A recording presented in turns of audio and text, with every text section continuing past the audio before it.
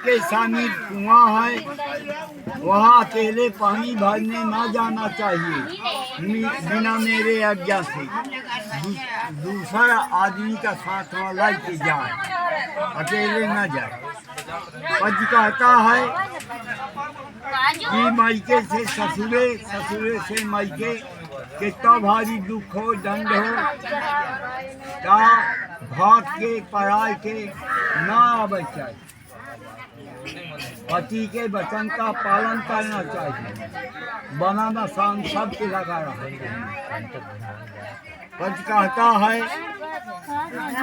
जब बलावे आमे तो बलाए से जा, और हम बलावे आई तो बलाए से आवा। पति कहता है कि जब हम परदेश जाते हैं तो तुमको अपने माता पिता के पास छोड़ जाते हैं, उनका सेवा करना, टाइम में भोजन देना, पानी देना, ये कर्तव्य होता है। जब तक ना आए हम परदेश जाते हैं, तुमको नहीं ले जाते हैं, घर में छोड़ जाते हैं, क्योंकि मर्यादा है। मर्यादा का लड़के आजकल दौड़ा थे और दौड़े ना चाहिए, वहाँ बड़ा नुकसान हुआ नहीं, सब चीज़ की जानी थे अपना पास। फिर कहा था कि जब तक हम परदेश में रहें तो 16 श्रृंगार होता है, तब आधा श्रृंगार 8 दूनी 16, 8 श्रृंगार करना, 16 श्रृंगार नहीं करना जब तक हम नहीं आते हैं घर। और जब हम आ जाएं तो काजर है, सिंदूर है, लाली है, हर एक मेर के पाउडर है, घोड़े की पालिश है, 16 श्रृंगार करना जब हम घर में आ जाएं, तब इसी को 16 श्रृंगार करना चाहिए। और जब तक पति परदेश वहाँ है तब तक 8 श्रृंगार करना चाहिए, आधा।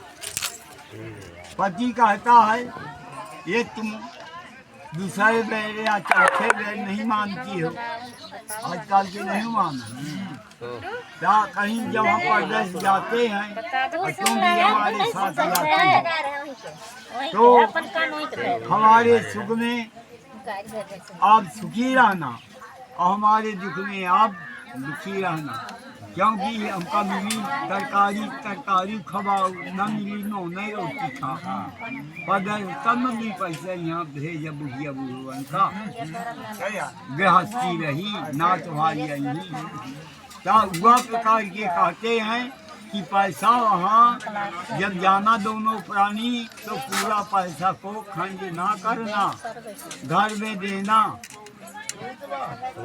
पति कहता है कि जब ड्यूटी हम चले जाते हैं, तुमको क्वार्टर में छोड़ जाते हैं, एक दूसरे के सत्संग मत करना,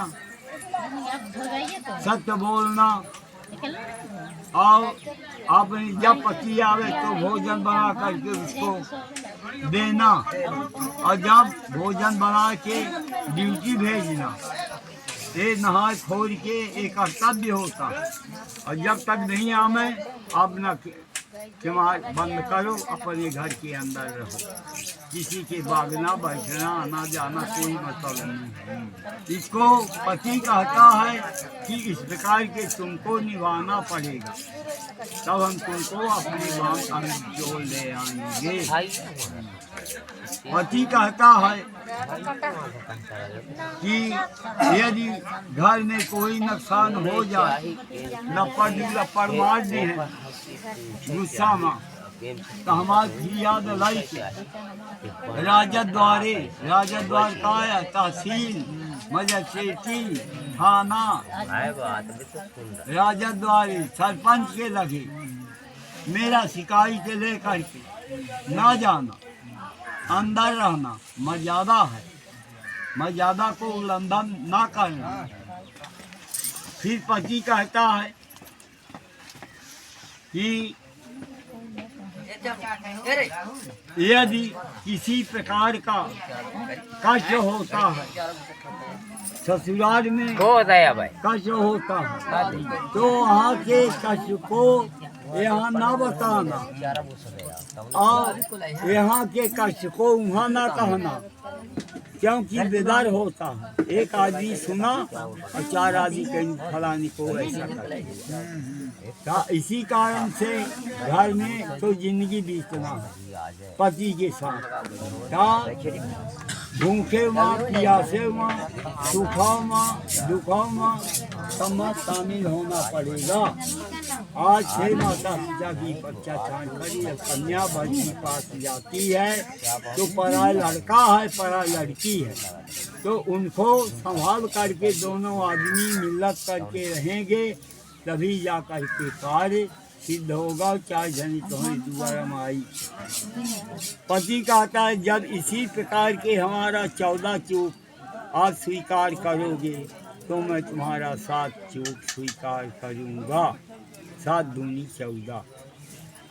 अब कन्या कहती है कि चलो ठीक है, मैं तुम्हारे 14 चूक को स्वीकार करती हूँ, लेकिन 7 चूक को तुमको स्वीकार करना होगा, तब मैं तुम्हारे बम की ओर आएंगे।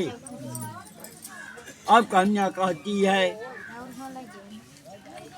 कि विष्णु को, एक मुखे का जो विष्णु है, तिनका कन्या साखी देकर आज से माता पिता की परीक्षा छाड़ कर वर की परीक्षा जाती है और वर से प्रथम चूक माफ मांगती है, प्रथम कूरी को मेटती है। ये जो कूरी रखी है प्रथम कूरी को मेटती है और गंगा की ओर पाँव ढालती है। उत्तर के पाँव ढाली रही, उत्तर के न मिट्टी,